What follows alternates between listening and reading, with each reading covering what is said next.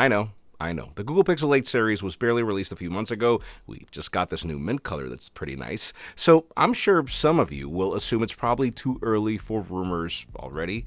But that's not really the case, with smartphones being planned as early as 3 years in advance and pretty much ready for manufacturing testing as early as 7 months before. This idea about talking the next Pixel launch is actually making a ton of sense. Trust me, if this was some bogus source, I would not be spending my time making a video. But since this is OnLeaks renders on MySmartPrice, well, let's just say this could lead to something credible.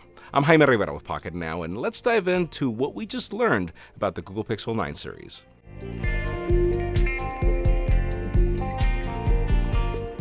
Let's begin with what we just got to see about the possible design changes, which are pretty major. The current visor design language Google came up with since the Pixel 6 is, 3 generations old.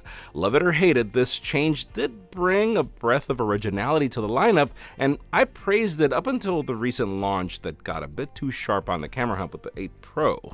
It would be a logical step for the company to either try something new or evolve the design language with more refinements, even if, Samsung and Apple are on their third or fourth iteration respectively.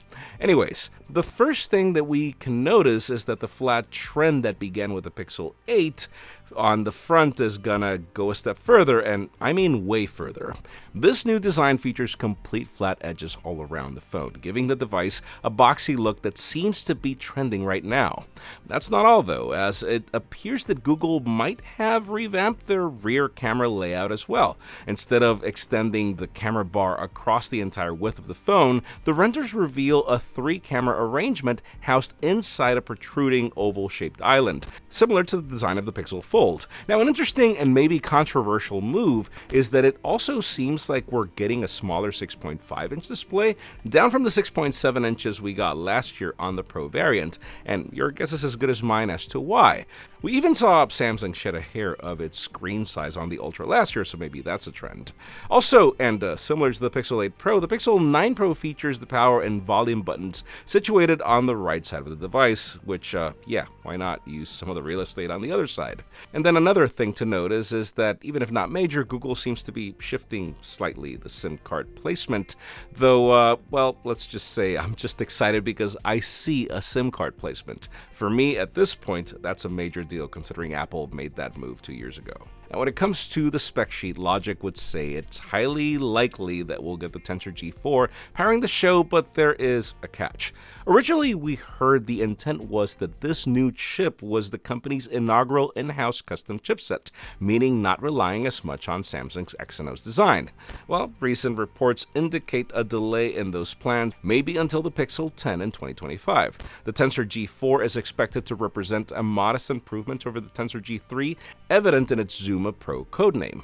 And contrary to initial expectations of it utilizing TSMC's 3nm node, the G4 will persist as a modified Samsung Exynos chipset, maintaining the use of Samsung's Foundry as seen in previous instances. I know, this is not something to celebrate, as the Pixel 8 series had a very rocky start with lackluster gaming performance for flagship pricing, at least on the Pro variant. And I know that there were some software patches intended to fix this and all, but we go back to how hard it is to recommend potential to anyone. Seriously, I am hoping that we do see some kind of improvement on the Pixel 9 series, particularly if they plan the same pricing. Now, switching the topic to cameras, it seems the smaller Pixel 9 might be in line to get some added love. Reports have a significant change coming by providing this smaller variant with the telephoto lens that it's never really had, though we're not exactly sure if it means we'll get a smaller Pixel 9 Pro in every way, following on 2 sizes for the Pro, or maybe not. I mean, it could also be that we get a third lens that has less capabilities than the larger Pro like we currently have on the iPhone 15 Pro and Pro Max, all while graduating the Pixel A series into a 2-camera affordable flagship killer, but at this point we might not know where that's going until May, when we anticipate the A variant of the 8 series to be launched. While the Pixel 9 lineup might introduce new hardware features, the series standout is expected to be software innovations from Google. Expect a focus on AI-powered processing and software enhancements rather than relying solely on raw hardware to deliver the finest camera experiences, which, have been the Pixel staple since Generation 1. In the Pixel 8 series, Google made some subtle changes to the sensor lineup though, with reports indicating the latest main camera is likely an ISOCELL GNV from Samsung, although the company has not officially disclosed details about its latest hardware updates. And finally, let's switch to pricing, because the $100 price increase on the Pixel 8 and 8 Pro did not make this lineup look any better, at a time when it's still struggling to gain traction in the US market. Not sure if it's a good or bad thing, but it's expected that the Pixel 9 series will maintain these price points for at least one more generation, which does sound logical, as they do have to pay for the R&D on those new designs, but kind of unfortunate if they want to continue opening ground and market share for these phones in the US. And sure, there's also the global inflation introducing higher prices year over year, which could kind of say good things about these phones not getting more expensive, so expect the Pixel 9 at $700 and the Pixel 9 Pro at $1,000. Probably what has me most curious is when the release date could happen.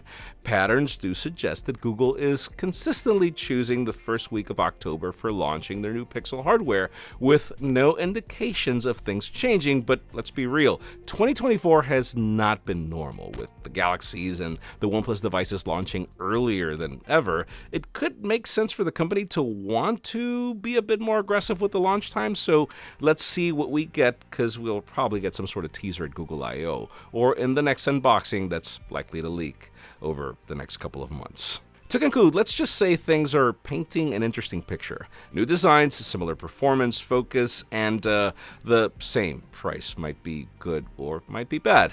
I don't know which side to take, as I'm not gonna lie, as much as I really like the Pixel 8 Pro, that chip isn't helping me love it, particularly now that Qualcomm is showing that they can also optimize their chips for AI and give us some great performance. Let us know what you think in the comments down below, and while you're at it, follow us on social media and subscribe to our channel for more videos like this one.